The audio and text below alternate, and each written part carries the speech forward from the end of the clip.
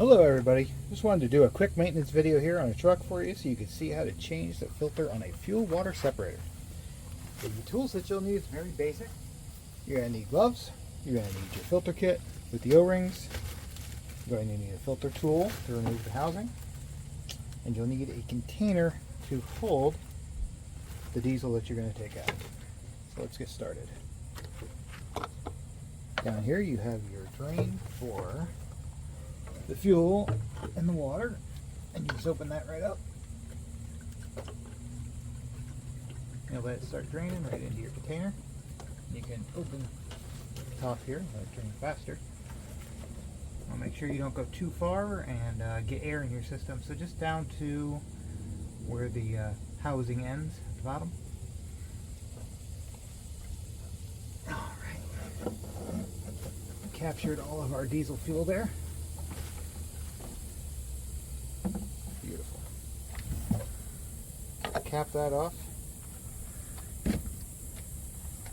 Use our filter wrench to loosen the filter.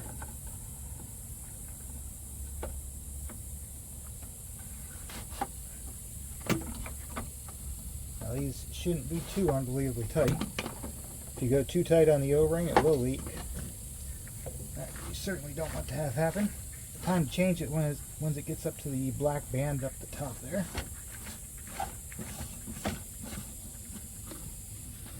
Alright. So there's our filthy filter. As you can see, it's black.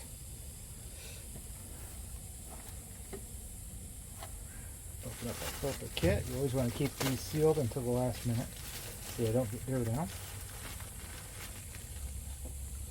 Alright, take the old one out.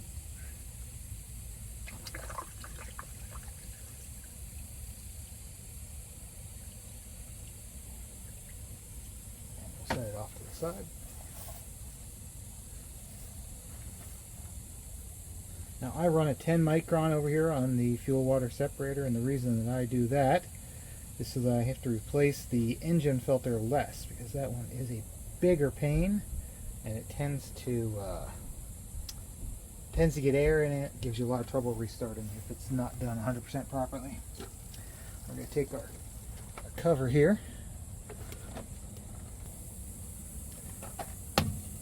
Push that down, take the O-ring off the bottom, set that off to the side. It's got a new O-ring in the kit. Just going to install the new O-ring.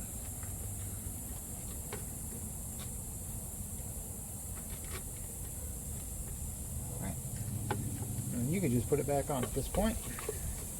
Make sure you don't cross thread it. You're putting it.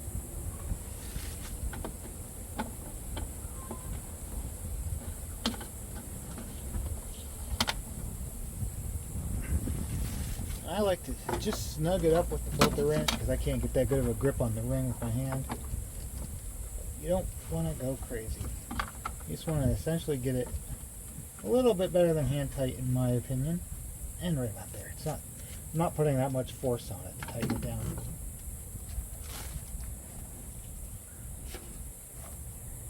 Now what I like to do, because diesel's not free, and that's at least a quart of diesel, is I pour it back in. Now you can pour it into your tank and let it go through again, but this part of the filter is the unfiltered side, so I'll just pour it right back in there.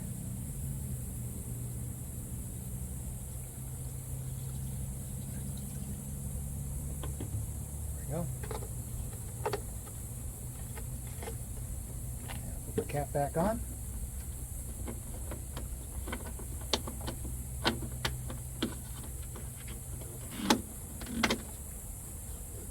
Go. Your valve is closed, you're tight, you're good to go. Thanks for watching.